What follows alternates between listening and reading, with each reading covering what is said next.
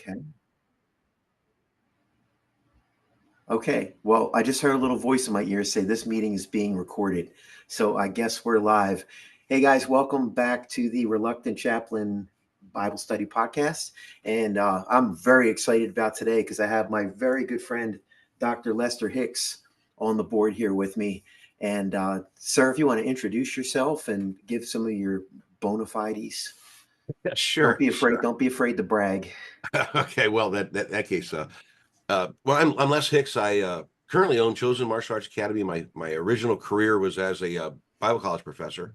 I taught at Lancaster Bible College for about, I guess, just about 12 years, and both full time and part time, and taught at some other schools like that. Earned a degree at Westminster Seminary, and then got postdoctoral work at University of Wales in Great Britain, and my area of expertise is primarily Old Testament, and but I taught Greek for 12 years, which is kind of ironic as well. Um, but yeah, so when Rob asked me to do this, I thought it was kind of exciting, and the fact that my ministry has shifted from teaching in the academy to kind of being a tent ministry where I'm on the floor, teach people how to punch people in the head, but also being open to answer questions about God has been kind of a unique ministry. So I'm here to help, here to answer questions or try not to get us in too much trouble, actually. So Yeah, I'll try not to ask questions that will get us both lose us students or friends or whatever. So my friends who listen to this podcast or watch it, or well, hopefully you don't watch it because I got a face made for radio. Listen to it. We're going to do the study that I didn't do this week because I was waiting for Les to be able to join us, and then we'll do a little conversation with the good doctor here at the end of it. So this one's going to run a little longer, just to warn you guys ahead of time. Can you hear all people shutting it off right now, Doc? All right, so we're still in Philippians. We are in chapter 4, which I believe is the final chapter of Philippians, and also one of my favorite pieces of scripture ever. There's just so much in here. We're not going to get to the stuff I truly love today yet, but we're getting close. We're getting close. So as per our tradition here, I will read first from the ESV version, chapter 4, verses 1 through 9, and then you don't happen to have the NET one in front of you, do you? no, I could probably get hold of it, but I don't have it in front Nah, of me. don't worry about it. I was gonna say have you read it rather than my stupid voice doing it twice. But all right, so this is first from the ESV version, and chapter 4, verses 1 through 9. Therefore, my brothers, whom I love and long for, my joy and crown, stand firm thus in the Lord, my beloved. I entreat Eudia, is that right, Doc? What Eudia, verse? and I What verse entreat. you started? I started in chapter 4, verse 1. Okay, I'm sorry. I got looking for my yeah, NET. yeah. It's the pronunciation of these two Oh ladies' no, names. no, you know it is. My Bible flipped over, and I'm in Colossians, thinking, where in the world are you? Oops. I gotta find your where you're at. I'm sorry. Okay, no worries. Yeah, that was yeah, that's why I got thrown out of the academy. I can't find places of the Bible at all. That's why I couldn't get into an academy. So we'll start again here. Therefore, my brothers, whom I love and long for, my joy and crown, stand firm thus in the Lord, my beloved. I entreat Eudia and I entreat Yeah, Eudia. Yeah. Eudia and Synecdoche. Synecdoche. Wow, I would not have got that. To agree in the Lord. Yes, I also yes, I ask you also, true companion, help these women who have labored side by side with me in the gospel together with Clement and the rest of my fellow workers whose names are in the book of life. Rejoice in the Lord always. Again, I will say, rejoice. Let your reasonableness be known to everyone. The Lord is at hand. Do not be anxious about anything, but in everything by prayer and supplication, with thanksgiving, let your requests be made known to God. And the peace of God, which surpasses all understanding, will guard your hearts and your minds in Christ Jesus. Finally, brothers, whatever is true, whatever is honorable, whatever is just, whatever is pure, whatever is lovely, whatever is commendable, if there is any excellence, if there is anything worthy of praise, think about these things. What you have learned and received and heard and seen in me, practice these things, and the God of peace will be with you. All right. Sorry for all the stuttering, folks, through the first part. We'll get through the NET version now. And of course, I don't have the page saved. Yes, I do. I do have the page saved. I lied. All right, here we go. So then, my brothers and sisters, dear friends, whom I long to see, my joy and crown, stand in the Lord in this way, my dear friends. I appeal to Eudia Yeah, Udia, and to Sinski. to agree in the Lord. See, that was the main reason I had you today, just so I could You get through pronounce that names, that verse. works. Yeah. Yes, I say also to you, true companion, help them. They have struggled together in the gospel ministry along with me and Clement and my other co-workers whose names are in the book of life. Rejoice in the Lord always. Again, I say rejoice. Let everyone see your gentleness. The Lord is near. Do not be anxious about anything. Instead, in every situation, through prayer and petition with thanksgiving, tell your requests to God. And the peace of God that surpasses all understanding will guard your hearts and minds in Christ Jesus. Finally, brothers and sisters, whatever is true, whatever is worthy of respect, whatever is just, whatever is pure, whatever is lovely, whatever is commendable, if something is excellent or praiseworthy, think about these things. And what you learned and received and heard and saw in me, do these things, and the God of peace will be with you. All right. I survived saying those two names, and I'm probably going to have to say them again here. So maybe I'll just call them E and S.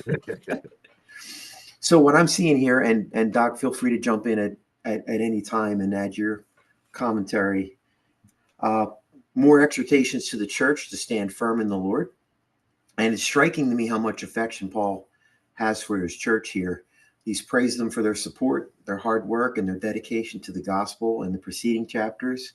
As well, he's urged them to stay focused on the Lord and on the gospel and to avoid and resist the enemies of Christ that come from within as well as from without of the church.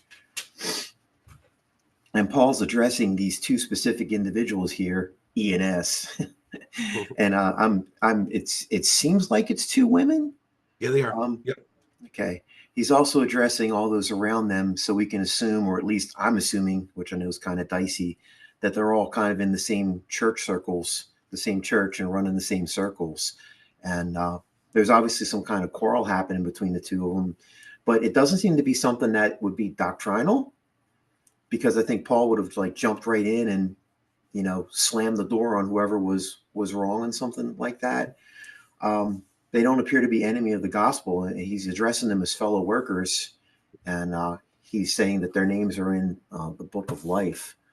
So the book of life, I was looking into that, and the first mention of the book of life is in Malachi. Mm-hmm. Is that? I believe so. Yeah. That correct? Yeah. I think you're right. Malachi 3:16, and then it doesn't appear again. I don't think I didn't see other references to it. I was cross-referencing through. You're being kind enough to share logos with me and stuff. Yeah. I don't know if I have to edit that out later. No, you're good. Okay. But it's heavily talked about in Revelation. Yeah. From John. Yeah. That's where most people see it. But yeah, going back to it, we actually do think there might be something doctrinal going on with them. Really? And okay. Because you got to remember in the early church, there's primary doctrine, there's secondary doctrine. And remember, Paul even bumps heads with some of the apostles about what to do in certain areas. Sure, Peter. Remember, the early church is trying to figure this out. The Bible doesn't fall heaven completely formed. Their doctrinal statements don't come out completely formed. Start fighting through this, which is kind of hard to imagine when we think of these great, saints, like Paul. When we read them, he seemingly has it all together. And that actually seems to be why he makes such a big deal about, look, they're saved, they've worked with me, they've done all these great things. They're bumping heads, and it's a problem. Help them get through this. And it could be something simple, could be something, we're not, he like you said, he's not saying that that one's outside the church and not preaching the right thing. It could be something as simple as, one likes the NIV, one likes the ESV. I mean, it could be something, as minor as that. Right. To who they preach to and how. Could be something as simple as, one group thinks that they ought to keep quiet in the church. One group thinks that as women, they'd be a little louder. It's right. Doctrine that doesn't actually affect salvation. Paul actually talks about that earlier in Philippians, where, whether in pretense or in truth, if the gospel is being presented, they're okay. So. Right. Yeah. We talked about that in the early chapter, how he's saying as long as they were preaching the gospel, it's okay. I guess not the whole non-salvific issue thing there. Cool. I didn't, I didn't, it didn't even occur to me that it could be like a secondary thing. I was thinking maybe they were arguing about, who got the potholders for Christmas or something like that. And it could be that, Paul conveniently misses, skips that, so. Right. So the book of life, if you could just give a little insight on the book of life, what it's referred to, I guess mainly in Revelation, because I read it in Malachi. Malachi doesn't seem to give a whole lot of info on it. It's just kind of like a passing. Yeah. Well, I mean, consistently in the Bible, it's kind of referenced as this list of people who are saved, who done it right, got saved, are in a relationship with God, and so it's used as this figure of speech for, either a list or the actual people who are saved. In this case, their names being in the book of life because they haven't died yet. It's a future thing, and that's how Right. often kind of portrayed. So, yep. Not, other than that, it's not really, expanded upon. It could even very well be somewhat figurative in the sense that there, it doesn't have to be an actual list someplace or that God might forget one. Right. It's just this concept of, in the cultures of the ancient Near East, they had things like books of death and these lists and stuff like that. And so there seems to be some kind of idea that this is the positive side of that. This is the God's version of that, Right. So yeah. The Malachi quote for the people who, the twos and threes that might be actually watching this. Then those who feared the Lord spoke with one another. The Lord paid attention and heard them, and a book of remembrance was written before him of those who feared the Lord and esteemed his name. Yeah. Cool stuff, man. Okay. So I mean, the rest of the text through verse 9 is more calls to joy. I think that's why this is referred to as the Epistle of Joy, right? Is that the moniker for to fix everything, have all your focus on the greatness of our God and the peace that fills us. That whole verse with peace that surpasses all understanding is that's just something that I like. That's my prayer and craving, like every day, especially when I start getting wigged out about different life issues. I want to lock in on that one. So that, I think, will conclude our actual study portion for it. And on the next one, we'll go into the ones that contain what I call the coffee cup verse. One thing that to point out in verses 4 through 9, it's so practical. It's not, Paul, this guy is known for getting into deep theological discussions that drive scholars into madness, trying to figure out why he's doing what he's doing. It's so practical, and I noticed it because the Old Testament, it's so kind of wisdom literish, where you have the Bible in one hand, you have the world in your eyes, and you're trying to figure out how these two function, and it's little lines. Like for me, you see a lot of joy in this. I see one horrifying line: "The Lord is at hand." Now, Paul's using it in a joyful way, but he uses that and he fronts the next line: "Don't be anxious for anything." I have a textual variant in mind that says, "Be anxious 24/6." On Sundays, pretend you're not anxious, but every other day, a nut kid. And the thing is that it's so powerful that clearly one of the reasons Paul, who sits in prison, gets beaten, all these things, manages to sit and live out these words, is because it's not the Lord's at hand here is not a nearness of his second return. It's his presence in the actual moment. And I think we often forget that. We're talking about Easter, and Easter's that moment when the God-man and God's eternity, man, they meet on earth for a minute, and God wins, which is kind of cool.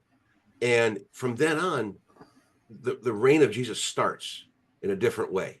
The Messianic reign, and so that Lord is at hand. I think there's more wrapped up in that, with Paul seeing that the reign's here. We just got to live out a little bit of this this intermission moment before he fully takes reign, or takes the throne. I'm not saying that right, but he takes over the kingdom in a true sense, completely takes over the earth. But that to me is a frightening and exciting line, because when I'm doing stupid stuff where I shouldn't be, the Lord's at hand, and when I'm actually doing something good, the Lord's at hand. I don't know. It's just it's always stuck out to me. And when I used to teach through this book for Greek and have students translate it, and I used to kind of sit there and have them recognize that. It's an easy verse to translate, and so have them focus on that. Right. So it didn't mean off topic. I just, when you said something. No, that's great. That extended the study and gave me more credibility. You're doing good, my friend. You're doing good. No, that's great, man. So I had some. We're talking about Easter coming up here, and something that I've noticed. This is. I think everyone would agree that that this is the holiest week in the Christian calendar, with everything coming up. Maundy, Thursday, Good Friday, Easter, and just for the record, I've only been to one Maundy, Thursday service in my entire life. No one seems to have. It seems to be a kind of a lost thing, I guess. Maybe I don't know if the Catholics do it, or It's not maybe typically the common Lutheran up here in Church. Lancaster. You see them every once in a while. Yeah. Yeah. But this seems to be the time of year where the secular world, for lack of a better phrase, kind of has an assault on the Christian faith, and it's a very passive aggressive one. You see documentaries about, oh, they found an ossuary with the bones of Jesus in it.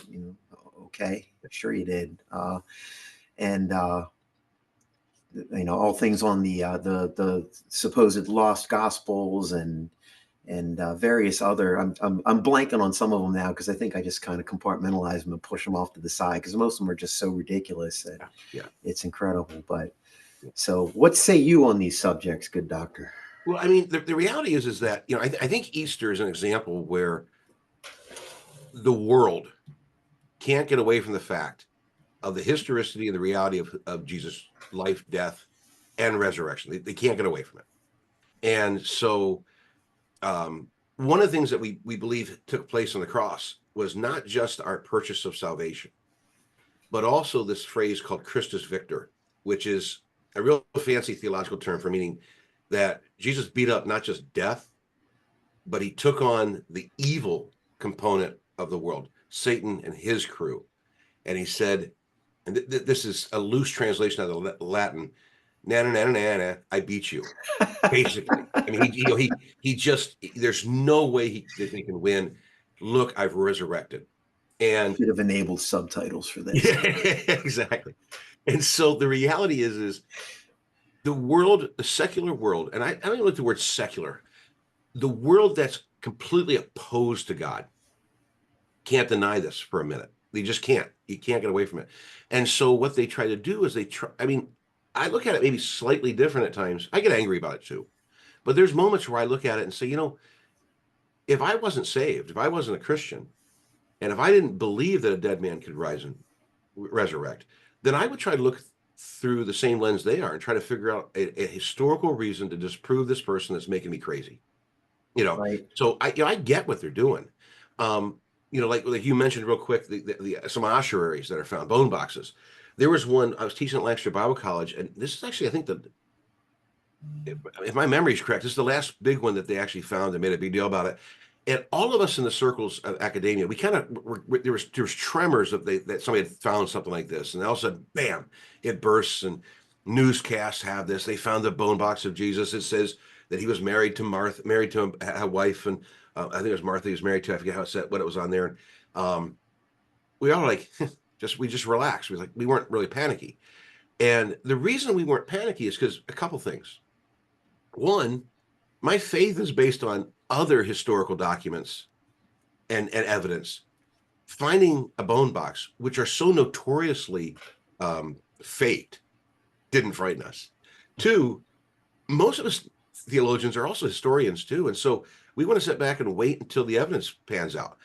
Tell me you found something. Well, that's determine if it's real, and right. So we don't get panicked over that too much. But every bone box that's been found, 90% of other things have been easily determined as fakes. In fact, that there's been things that have been faked that they've done a great job on. I mean, they found papyri that we've later on found was faked, that was actual papyri, made the way papyri is supposed to be made. They created ink the way it was supposed to be created.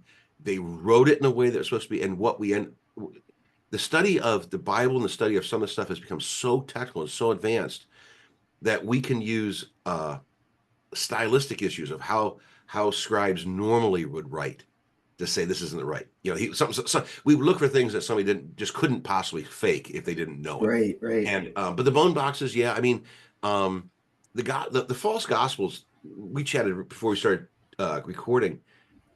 There's so many problems with those, not just a late date of them. I mean, this is the interesting thing about a lot of New Testament. I'll use the word scholars for them because they are, but who are anti-Christ. They're kind of counter scholars, trying to go against the New Testament. They'll get angry because they say some of the Gospels and Paul and some of these guys were written later. And we're talking the earliest piece of manuscript we have for a Gospel is anywhere between 75 and 100 years after Jesus' death, burial, and resurrection. Okay, after he lived, which is actually very close. If you look at other documents, we're like 500 years away. So if we're 75 years, there's people that are alive that would have touched that. In fact, it's one that we think John may have touched. I mean, that's kind of cool. And I got to see it one time, and it's kind of cool. Wow. Well, anyway, well, these false gospels, these apocryphal gospels, they're much later, and they're convoluted. They don't make sense, and they're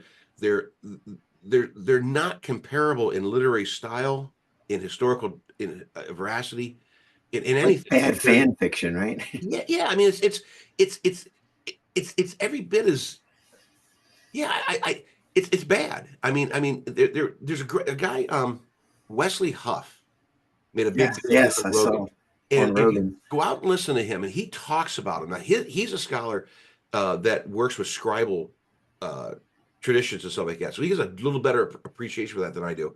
I work the text by itself, and he'll talk about some of these, and he does a great job just dismantling them on so many different levels. But yeah, they're a problem. And the reality is just because somebody wrote something that disagrees with the New Testament doesn't make them right.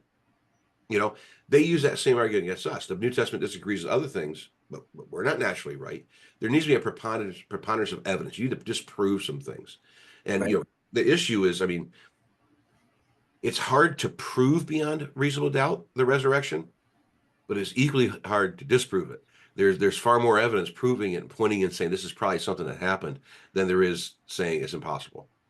Yeah, absolutely. Yeah. So it's, if anyone's curious about this stuff, you can always message me. I can point you in the direction of a lot of good books. John Warwick Montgomery and Dan Wallace and Gary Habermas. And Gary's a great guy. N.T. Wright, who doesn't line up perfectly with some of us doctrinally, pretty close, but he does a great discussion on the resurrection. And I mean, when he's done, even I'm going like, yeah, I didn't realize that. Maybe, this is amazing stuff. So, and Habermas is awesome.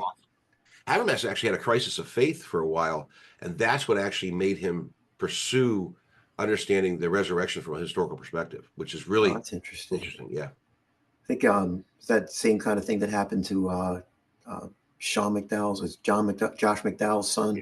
Yeah, and now he's an apologist now. I think a lot of those guys do. I mean, going back to that Wesley Huff, he talked about it was not necessarily doubt, but the inability to prove what he believed that drove him in a direction. And a lot of these guys, it's that inner desire to be not necessarily be right, but be true. Dan Wallace, you mentioned him, used to quote in Greek class all the time that wherever truth leads, even if it means that we're totally wrong, we want to know.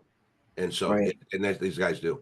So, yeah, I would recommend too. I think is it Dan Wallace has the Embarrassment of Riches presentation. Yeah. He talks. What he's talking about there is just how much manuscript evidence we have, and he's a bona fide modern day, archaeologist, and he goes into places where maybe I shouldn't say it, but I'll say it. He won't punch me. Where he make deals and bribes to get into certain monasteries, so they let them find manuscripts and photocopy them very delicately, with digital stuff. And he has actually been responsible for finding probably hundreds, if not thousands, of manuscripts we didn't know existed. Wow. And some of them are on what's called a palimpsest, where they actually wrote something, scraped it away, and then wrote something on top of it. They actually have digital material that will allow them to read the stuff that was scraped away. And not all of it's Christian, your gospel stuff, but it's still amazing. And this guy's humble. My middle son's name's Daniel Wallace, or Dan Benjamin for a reason. It's after Dan Wallace. He's a Oh, that's good, cool. godly man. That's very cool. Very cool. On the subject of translations, I know a lot of people ask, why are there so many translations? What's the differences and all that kind of stuff. I mean, I haven't gone into it in depth. I just don't have the chops to explain why. But if you could just maybe give a short dissertation on translations, or, Yeah, yeah, you know. yeah. I mean, we have a lot of them. You go back to Dan's line of an embarrassment of riches. I mean, think about people in China. You know, they get a small piece of verse on a small piece of paper, they memorize it and get rid of it, you know, for fear that they're going to get in trouble. We go to bookstores, and there's shelves just, you know, dedicated to translations. I'm one of those weird guys because I can read the Greek, I can read the Hebrew, I can engage with a lot of language stuff.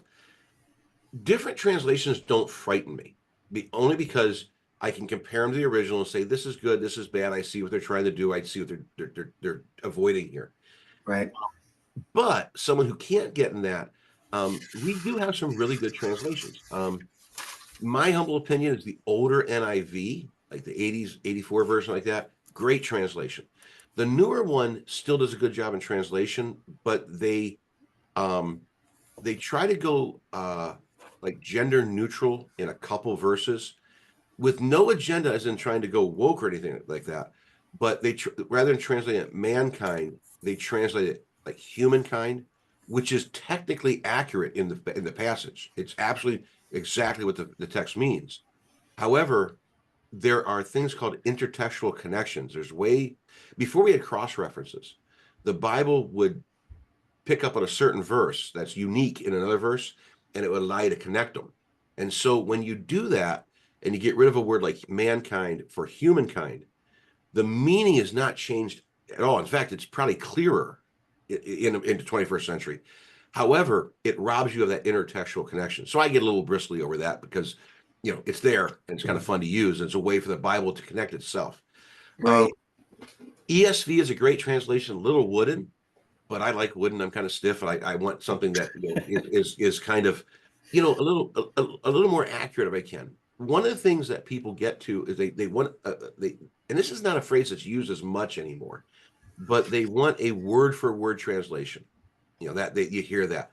There are no such things. They're non-existent, because almost no language can be translated into a target language word for word and in the same order. You know, so Right.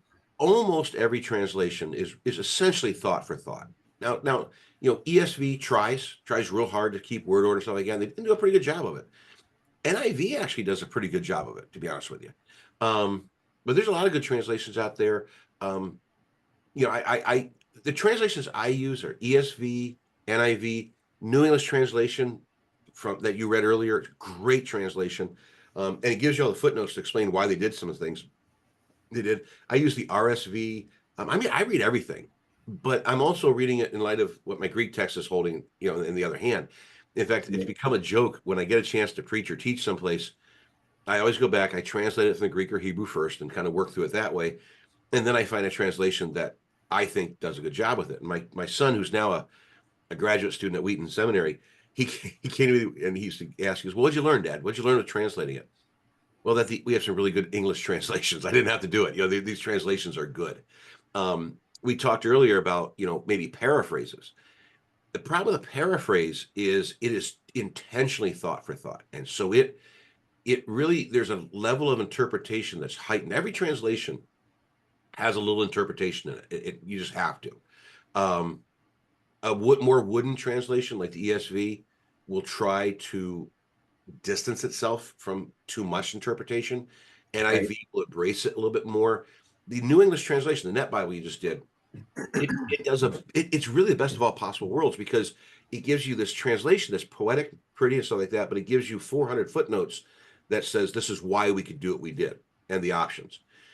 Like we chatted, I'm not a huge proponent of paraphrases, but the New Living Translation, I know the guys that did it. I think it's pretty good. Now, is it a study Bible? No.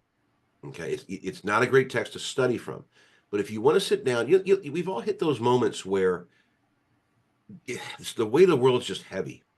We forgot Paul's line that God is near, and we just want to read the Bible for sheer devotional purposes. Paraphrase like the New Living Translation is excellent. It's pretty to read. It's easy to understand. It hits the major elements of the verses and really highlights them. It's a great translation. But if you want to study, I think the ESV, the NIV, a good study Bible is what you need. Almost any translation, but a good study Bible. I got off the topic, a little bit, but I hope that helps a little bit. No, yeah, absolutely. I would caution the people today. There are some bizarre, I don't know if they're paraphrases. I think they're just bad translations, like the Passion Yeah. Bible and stuff like that. I would avoid those. Yeah, I don't have enough time to go through it and tell you which ones to avoid because they keep coming out with new ones that are terrible. Right. But that's why I constantly go back to the ESV, Net Bible, NIV, and again the NIV kind of pre-1984 is one I prefer. Though they're okay. It's just that's the one I use. I got warning flags from the new one and just ran away from it. Yeah. It sounds like maybe the warnings were a little overhyped, but I'm still glad I stayed away from it. Well, when it first came out, I was in school when it first came out, and we were all like, "Oh my gosh, they're going woke wasn't the term yet, but they were going whatever." And Right. I got to sit down with some of the guys that were translating it and hear them what they were doing. And when they explained it, I was like, "Oh, that's exactly what the text is saying."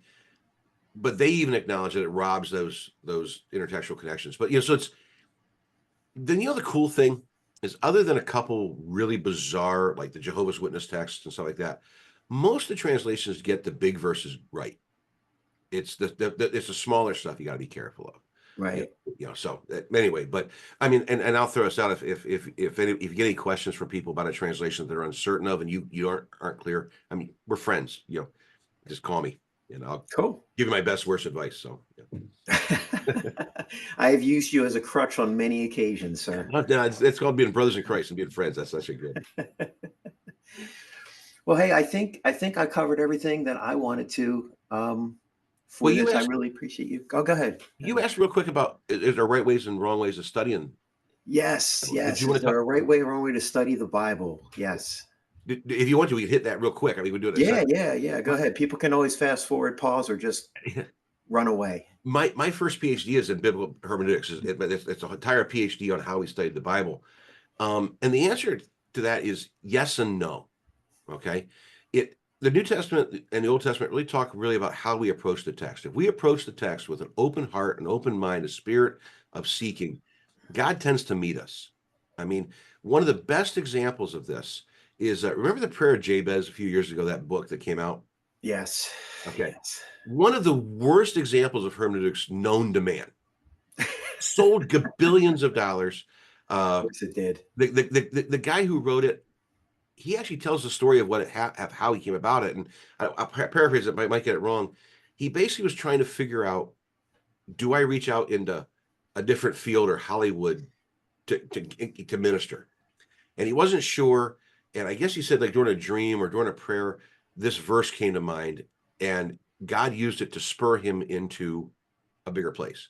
That's an example where God will use verses that don't even really connect in context when we truly seek him. Okay. So the answer is, if you're truly seeking God, God's not going to forsake you. However, just like we wouldn't read in a newspaper, we wouldn't read the editorial page as a comic strip, and we wouldn't read a comic strip as an editorial page. Right. The Bible's full of genres. And so the answer to your question is there's a right way and a wrong way of handling a text. When I used to teach at seminary and grad school, I would tell the students there are 3 levels of reading. There's that devotional reading where that little lady has the right idea because God's been gracious to her, but she's got the wrong verse. Prayer of Jabez would be an example of that. Then you have a church style reading where the church is a doctrinal statement. They want to stay within kind of parameters. They want, they kind of have an idea what they are. They're Baptists, so they want to stay Baptist, or Reformed. They want to stay Reformed. They have that level of reading. And then you have more of an academic reading where we're reading the Hebrew and Greek text and act kind of silly with stuff. As long as you're kind of within one of those, you're pretty good. As long as you're, oh, that's not even right. I'm telling you, my wife's at work already. Morning. How are you guys doing? Forever enshrined. That's wonderful. Hey, it's the book of Ecclesiastes, a song of songs right there. I mean, your beautiful wife comes in and gives you a peck on the cheek. It's got to be a verse. Oh, beware the man who's podcasting and whose wife pecks him on the cheek or something. But anyway, yes, that's Humiliations, verse 1. no, actually, I love that. Your wife's wonderful. She's a great lady. I like her too. The other thing is pick up on that. That's why it's a podcast. There's nothing more beautiful than two Christian people who generally love each other. She wasn't goofing around. She came in and that's what young men and young women should see. That's good. I'm glad you did that. But no, the moral of the story is you do have to be careful how you handle the text. But as long as you're honest, prayerful, and seeking God, you know what? God doesn't speak Hebrew and Greek. He lisped to reach to us. So, he'll lisp and talk to us and get the information to us, even when we don't know what we're doing. So, yeah. Okay. Wonderful, man. Yeah. But wonderful. Well, I don't know if you had any other things we want to chat about or. I don't have anything else on the list, but man, I'd love to have you back. I'd also like you to, I'd like to have your son. Yeah. Josh would jump on because he comes with high recommendations from somebody I trust. Yeah. I don't know who that guy is, but yeah. I always like the kid. No, he's a great kid. He's a more godly man than I am. He's a wiser man than I am when it comes to certain things. He's easy. He's a quick guy. I don't know where he got his genes, but he's quick. He's learning the text real well. My daughters are smarter than me too, so yeah. I know what it's like to chase that ball uphill. What's amazing is I used to hear people talk about that and think that was just a humble thing, and then I got born of 3 of them. I was like, holy mackerel, and but no, he would love to. His area of expertise is also Old Testament. Also, he's pursuing the hermeneutic side, the Bible study methodology. Okay. But his area is wisdom literature. Oh, nice. Okay. I'm telling you ought to get the kid talking about that, and it'll challenge you in how to read the text and have some fun. You'll enjoy it. He's a good guy. You'll enjoy it. Cool. Yeah. Okay. I'll have to figure out a way to work him in here, and because I want to do some of these more side kind of episodes as well as the study itself, and see how people respond to it. Well, hey, man, I'm going to stop the record button here. I'm not going to cut you off. We can keep talking after we hit it. But for everybody who tuned in and stayed, God bless you. Thank you for your patience. I hope you guys enjoyed it. And thanks again, Dr. Hicks. I had a lot of fun, even if no one else did. I always do. Okay.